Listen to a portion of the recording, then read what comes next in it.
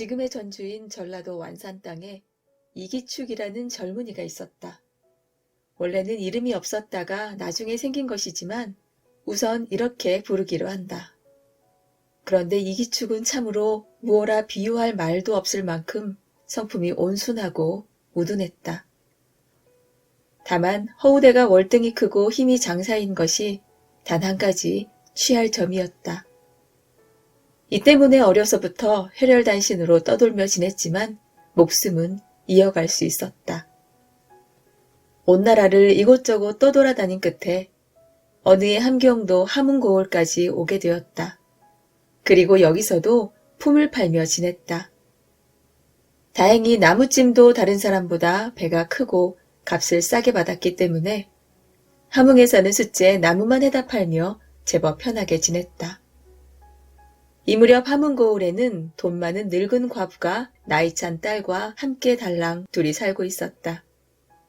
영악하고 잘생긴 딸을 위해 어머니는 진작부터 좋은 신랑을 얻어주려 했다. 그리고 실제로도 여기저기에서 훌륭한 상대가 많이 청혼을 했다.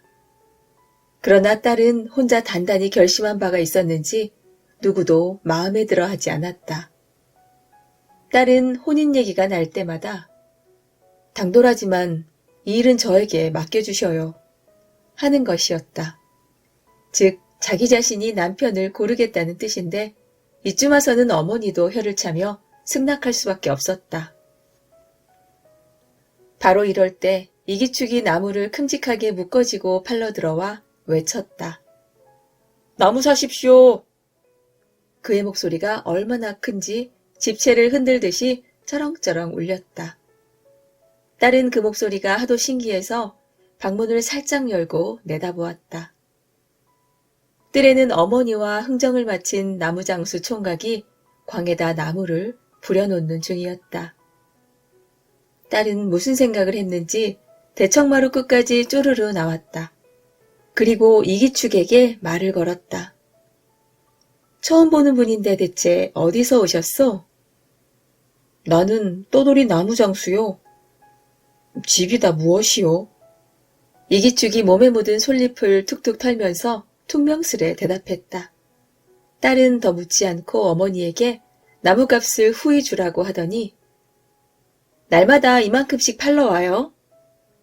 하고는 방으로 들어갔다. 그 후 이기축은 나무를 하면 을에 이 집부터 찾았다. 딸은 그때마다 어머니에게 성화를 해서 또박또박 나무를 사게 했다. 그뿐 아니었다. 때로는 하인을 시키고 때로는 자신이 나와서 따뜻한 음식을 차려주었다. 이렇게 한 달쯤 지난 어느 날 딸이 뜻밖의 말을 했다. 어머니, 저의 남편감은 그 나무장수 총각밖에 없어요. 어머니는 딱 벌린 입을 쉽게 다물지 못했다. 그리고는 너 그게 정말이냐? 하고 안색이 변했다. 그도 그럴 것이 여태까지 고르고 또 고른 끝에 거지 같은 나무장수를 맘에 들어 하니 말이다. 여러 날을 두고 살펴보았더니 장래 크게 될 사람이 분명해요. 뭐? 장래라고? 장래가 다 무엇이냐? 그래, 당장 저렇게 굶어 죽을 상을 한 거지가 되면 아기밖에 더 되겠느냐? 너 필시 정신이 어떻게 된 모양이구나. 어머니는 기가 막혀 펄펄 뛰었다. 그러나 딸은 별의별 말을 다 듣고서도 끝내 굽히지 않았다. 여러 날을 실랑이 하다가 어머니는 딸의 고집에 지고 말았다. 뒷날 무슨 꼴이 되어도 아예 어미 탓은 말아라. 이리하여 떠돌이 나무장수 이기축은 단번에 팔자를 고치게 되었다.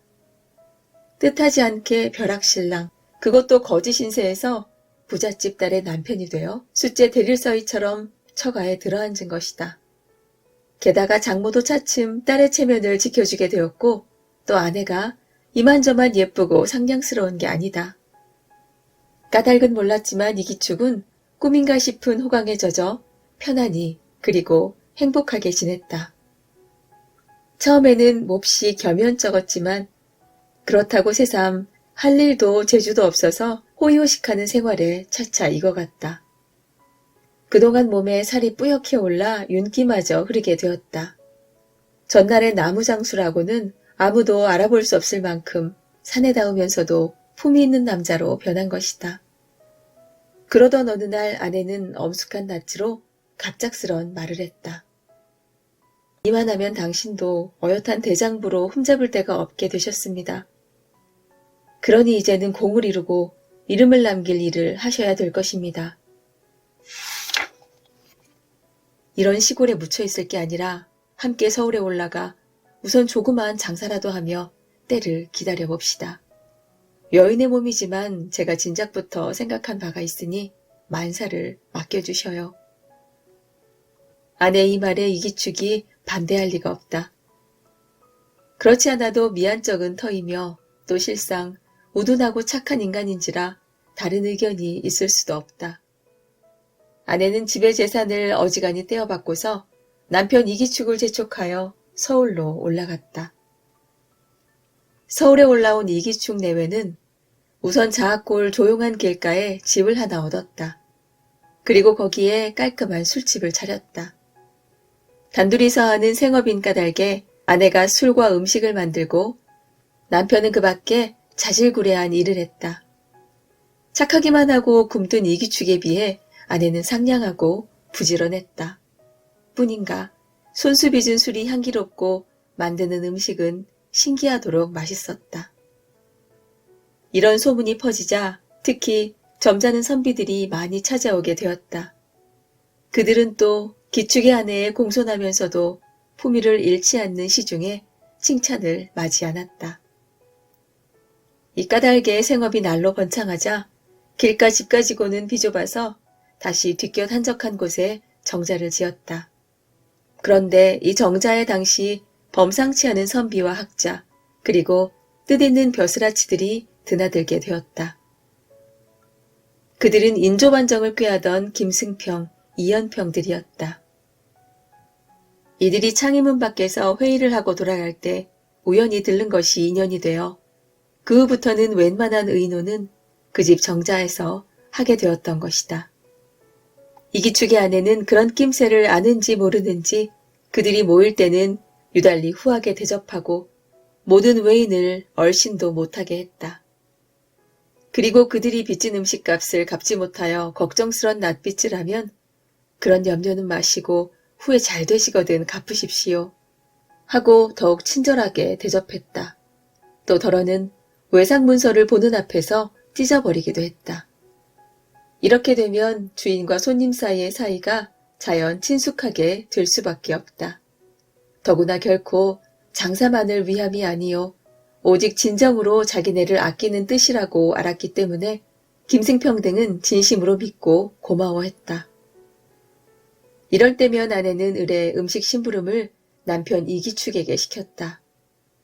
살이 피둥피둥 찐 장승 같은 사나이가 매우 순진한 모습으로 음식상을 나를 때면 모두들 기이한 눈으로 쳐다보곤 했다. 대체 저 굼뜬 바보 같은 사나이는 누구요? 어느 날 이연평이 물었다. 물론 그때까지 이 집 여주인의 남편인 줄 모르고서 한 말이다. 이 말을 들은 부인은 얼른 실은 저의 남편이옵니다. 용렬하기 짝이 없습니다마는 다행히 마음이 착하고 힘도 매우 셉니다. 훗날 여러분께서 혹시 심부름을 시킬 일이 생기거든 안심하고 분부만 내리십시오. 반드시 물불을 가리지 않고 충성을 다할 줄을 믿습니다. 그러나 겨우 천자문 밖에 떼지 않은 무식꾼이오니 어느 분이든 그를 조금만 더 가르쳐 주시면 감사하겠습니다. 라고 부탁했다. 이렇게 해서 그들의 승낙을 얻은 이기축의 아내는 이튿날 아침 남편을 시켜 통감 첩권을 사오게 했다. 통감이란 중국의 역사를 간추려 적은 책이다. 그리고 어떤 대목을 골라 그곳 책장을 접더니 오늘부터 이 학사님 댁에 가서 글 공부를 하셔요. 다만 여기 접어놓은 대목만 가르쳐달라고 해야 됩니다. 이기축은 책을 옆에 끼고 바로 이연평의 집을 찾아갔다. 이연평은 약속한 바가 있는 까닭에 선뜻 그를 사랑방에 들여앉히고 자네 왔군. 그 나이에 글을 배우겠다니 신통하군. 자 그럼 첫 장부터 시작할까? 하면서 책을 필요했다. 그러나 이기축은 첫 장부터가 아니라 여기부터 배우라고 하던데요. 하고 집어놓은 대목을 펼쳤다. 순간 이연평은 약간 미심쩍은 얼굴이 되었다. 하지만 곧 대수롭지 않게 여겼는지 아무 말도 않고 그 대목을 자세히 풀이하여 가르쳐 주었다. 이튿날 아침 이기축의 아내는 또 통감 넷째 권을 사오라고 했다. 그리고 이번에도 어떤 대목을 접어주었다. 물론 그 대목을 배우라는 뜻이다. 이기축은 좀 심사가 사나웠다. 이왕 배우려면 처음부터 차례차례 배워야지. 이게 뭐람? 그러나 더는 거역을 못하고 어제처럼 이연평을 찾아갔다. 그런데 수상히 여긴 것은 오히려 이연평이었다. 실상은 어제 벌써 수상하게 여겼으나 오늘은 숫제에 펄쩍 뛸 만큼 놀라며 또 낯빛도 획 달라졌던 것이다. 이기축이 접어가지고 온 책장을 펴보이자 벼락 같은 호령이 떨어졌다. 이놈, 어서 가거라. 여편 내가 시키는 대로만 하는 바보 천치는 못 가르치겠다. 이기축은 영문도 모르고 기겁을 한 채 멍하니 쳐다보다 이연평의 불같은 눈총이 무서워 도망치듯 나와버렸다. 집에 돌아온 이기축은 아내를 붙잡고 투덜거렸다. 여보, 이 학사가 노발대발했소. 이젠 밀린 외상값을 받기는커녕 오지도 않을 거요. 그러나 아내는 무슨 생각에선지 쌩긋 웃었다. 마치 생각대로 일이 잘 되었다는 표시 같아 보였다. 당신은 가만히 있어봐요. 말이 채 끝나기도 전에 밖에서 말굽소리가 요란하더니 곧 이연평이 당황한 모습으로 들어왔다. 그리고는 아낙네, 나 좀 봅시다. 하면서 이기축의 아내를 뒷곁 정자로 데리고 가 숨가쁘게 물었다. 대체 아낙네는 누구요? 그제야 이기축의 아내는 몸을 바로잡으면서 우선 고개부터 숙였다. 고정하십시오. 큰일이란 원래 때가 오면 만백성과 하늘 땅이 돕는 법이라 알고 있습니다. 다만 저의 용렬한 남편이라도 앞으로 쓰실 곳이 있을까 하여 한때나마 놀라게 해드린 것입니다. 이연평은 무엇인가 곰곰 생각하다가 알았소. 이렇게 된 이상 부디 비밀만은 꼭 지켜주오. 하고 굳게 다짐을 시켰다. 원래 통감책을 접은 곳은 옛날 중국에서 포악한 임금이 쫓겨나는 대목들이었다. 그러니까 인조반정을 꾀하던 사람 중에 하나인 이연평이 놀랄 수밖에 없는 노릇이다. 그렇다면 이기축의 아내가 남편을 그들에게 가담시키려고 꾀한 일이라는 것을 알만하다. 이런 일이 인연이 되어 이기축은 반정 당시 장단 방면의 군사 선봉장이 되었는데 이때 인조임금도 이기축을 크게 의지하였음인지 어의를 벗어 입혀주었다. 이 어의를 입고 이기축은 창의문에서 크게 공을 세웠으며 맨 먼저 서울에 입성하는 공을 세웠다.